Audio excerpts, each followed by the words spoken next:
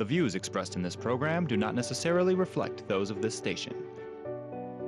Welcome to Insights into Northeast Michigan, a WBKB News public affairs program. Insights deals with the issues affecting those in the community, as well as Northeast Michigan and the state.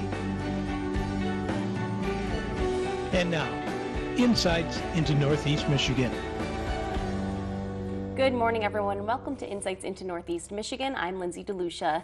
Today, we're going to be talking about something very interesting, the Northern Michigan Unmanned Aerial Systems Consortium, and that's right here in Alpena at the base over there where the CRTC is. And I'm here first with Jim Mikowski, the CEO of the project. So Jim, welcome. Thanks so much for joining us. Glad to be here. Great. So first, if you could just start off by explaining a little bit what you guys are, what you do, and what your mission is. Okay. Essentially, what we do is for any company that is trying to develop a unmanned aerial system, a platform of some sort for commercial use, they have to get FAA approval on that. In order to get FAA approval on their platform, they have to go through some testing, and it has to be verified by an independent agency. We are that independent agency. We have a relationship with the FAA through our teaming partner in New York, New Air, which is one of the FAA Centers of Excellence. And through our relationship with them, we have the authority to document performance of certain platforms that are being tested. Once we document that, once they get sufficient flight time, they can take the documentation that we provide back to the FAA and get that platform approved for commercial sale. Mm-hmm. That's essentially what we do for them. Mm-hmm.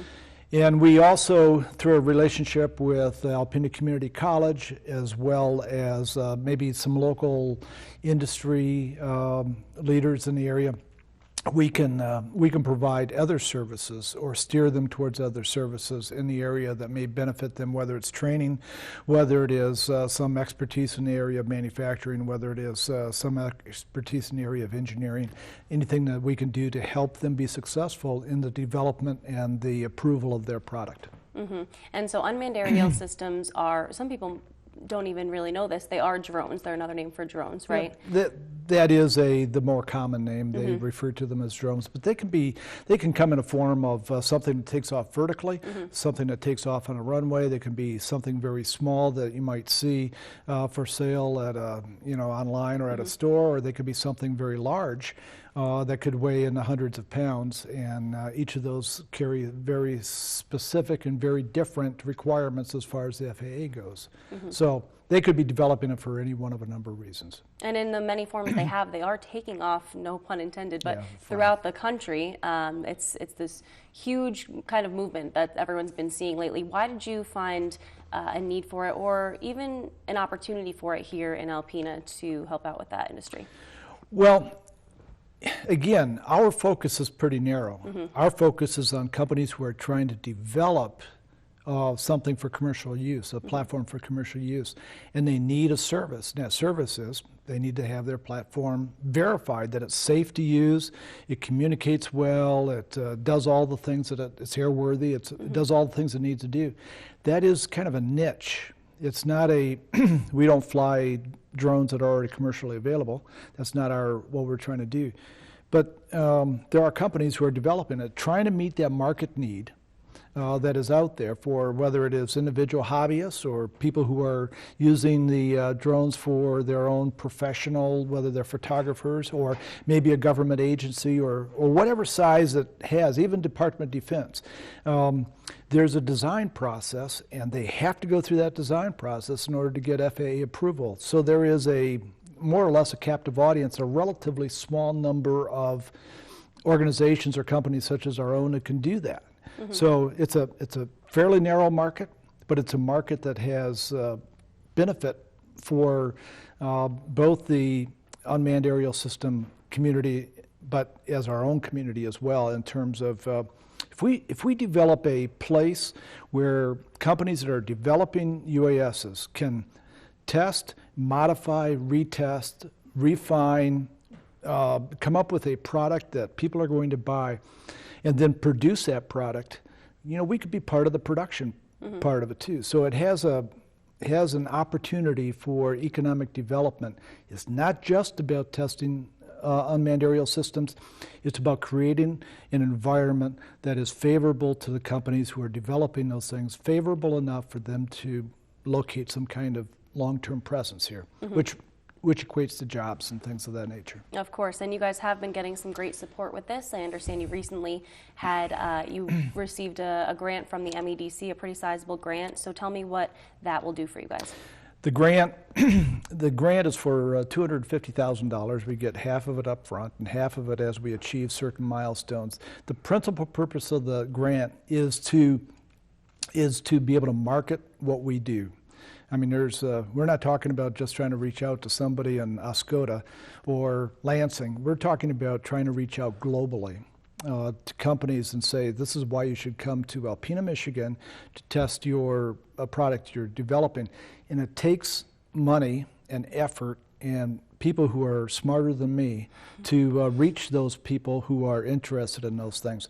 So we are approaching using this money to approach different types of companies, reach out to different organizations, and express to them, communicate to them what we can do for them and why they should come here. And that takes a lot of effort and money to do that. We've hired some consultants to help us with that, and we're taking some other steps to make that happen. And quickly, before we wrap up, you do have 1 or 2 clients so far, or you're working with businesses? Well, we're not really allowed to, for confidentiality reasons, there's certain things we can't talk about, but one of the companies that we are working with that we can talk about is a company by R4 Robotics. They're based out of Birmingham, Michigan, as well as other places. They have interests globally. They're originally out of Germany, but we're working with them. We are on the verge of doing some testing on their first commercial product. Matter of fact, we had them here this week, and we're helping them with some marketing, exposing them to some potential clients, end users, if you will, and that's what we're trying to do for them. And tell me a little bit about how you do testing with them, or how does that work? Yeah, we're right back to they have a platform designed specifically targeting primarily utility companies for being able to inspect utility poles and electrical units, as well as possible use for folks who are in the first responders, SWAT teams, police, fire, those type of folks that can use it, because it both flies and moves along the ground. It's really kind of a pretty unique system. It has a number of camera aspects to it that allow them to be able to do inspections.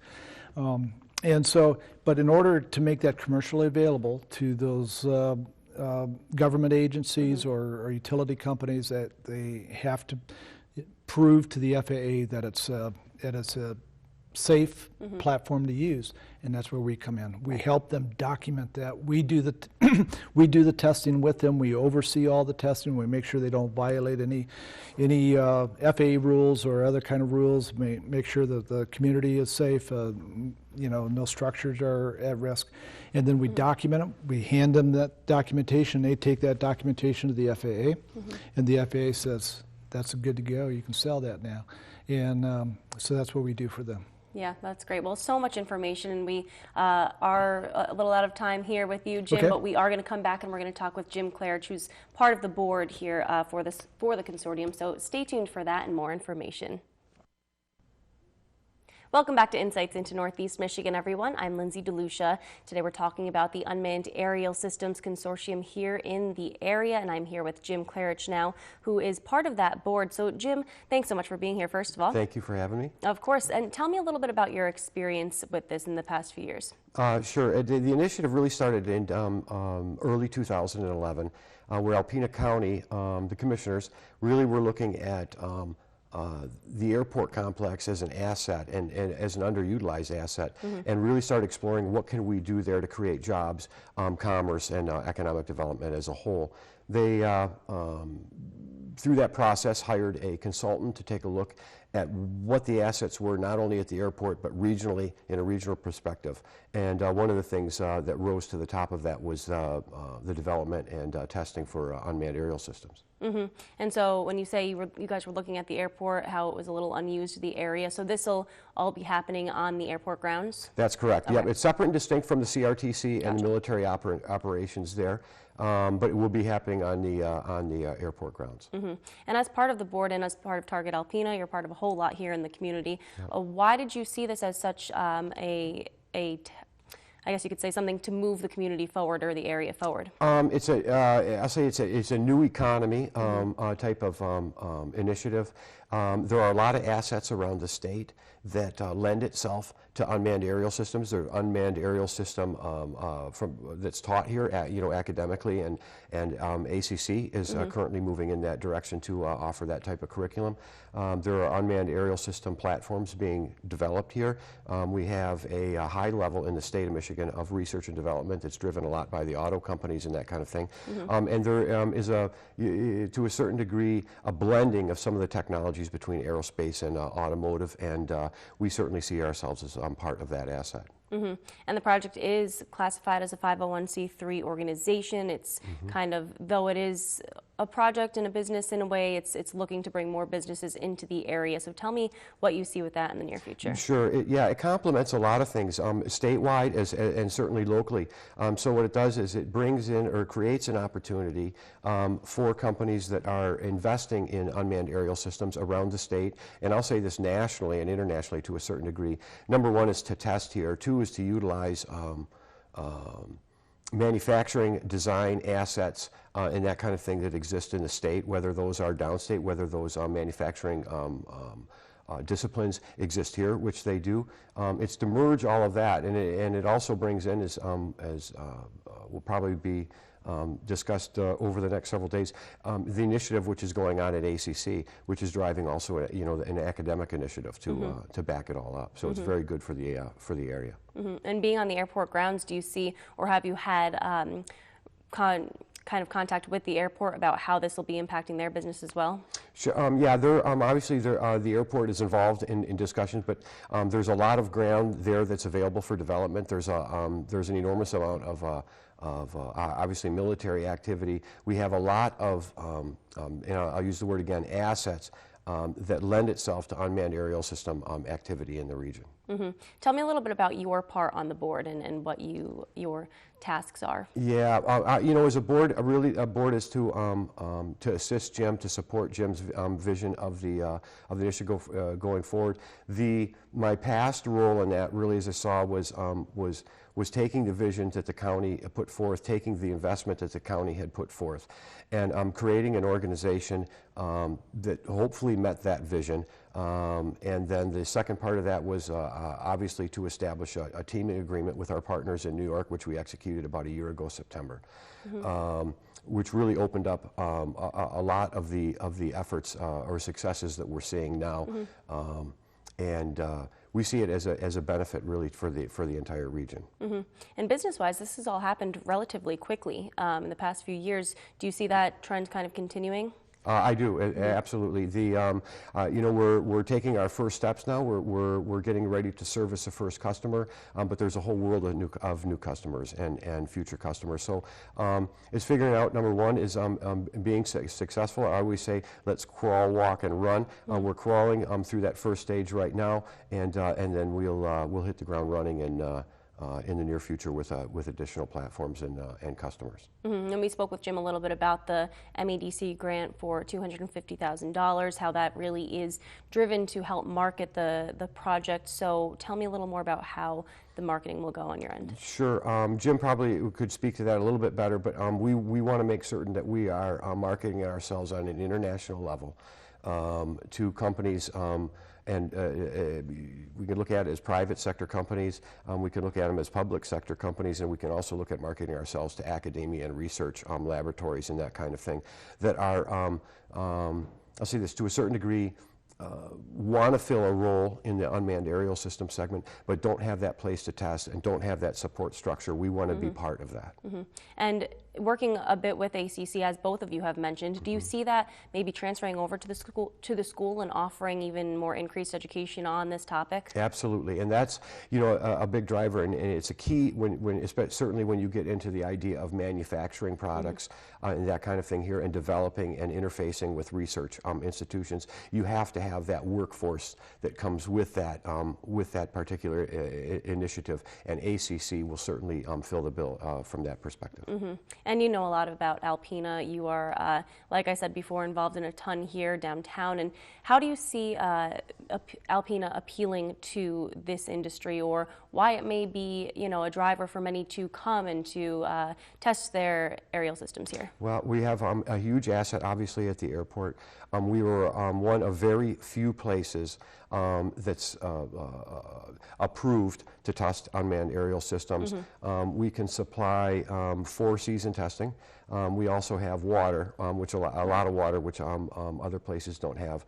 So I see it fitting in very well. It's another piece of the puzzle in the development of Alpena. And like I said, it not only on a manufacturing or just test development level, but on an academic level, it's very important. Absolutely. Anything else you want to add on the subject? No, thank you for having me. Well, thank you very much for being here. We appreciate it. And stay tuned, because coming up next, we'll be speaking with State Representative Peter Battaglia to see how this impacts our area and also on the statewide level. So stay tuned for that. Good morning, everyone. Welcome back to Insights into Northeast Michigan. I'm here with State Representative Peter Battaglia, and we're talking about Michigan's Unmanned Aerial System Consortium, which is actually based right here in Alpena at the base. So pretty much what I want to speak with you about is how this will impact our area and the surrounding areas. But first, I want to hear from you. What have you seen in the past, maybe few years, few months even, with this industry? Yeah. First of all, our county commissioners about 3 years ago really stretched out and got ahead of this, and I'm really happy that they did this. They had some foresight, and now it's coming into fruition where the project's actually coming into Alpena. The project was originally big in scope, and it has been narrowed because of other states taking bits and pieces of it, but now Alpena's getting a nice piece of it, and it's very exciting to see this come now. And projecting it out in the future, it's going to create jobs immediately, but it's also going to bring recognition to our area, which will then generate jobs in itself.